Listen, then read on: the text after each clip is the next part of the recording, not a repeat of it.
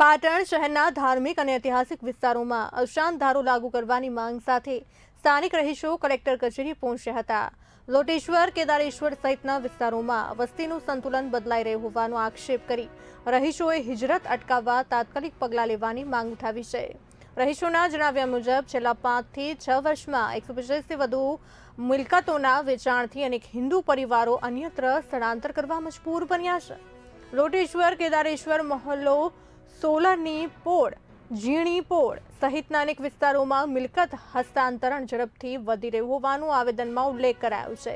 સ્થાનિકોએ ધાર્મિક સ્થળોની આસપાસ માંસની દુકાનો શરૂ થતા ધાર્મિક લાગણીઓ દુભાતી હોવાનો આક્ષેપ કર્યો।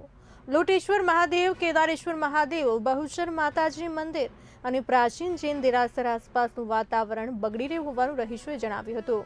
રહીશોની માંગ છે કે અશાંત ધારો લાગુ કરી કલેક્ટરની મંજૂરી વગર મિલકત ખરીદી વેચાણ પર નિયંત્રણ મૂકવામાં આવે તેમજ વિસ્તારમાં પોલીસ પેટ્રોલિંગ વધારવામાં આવે।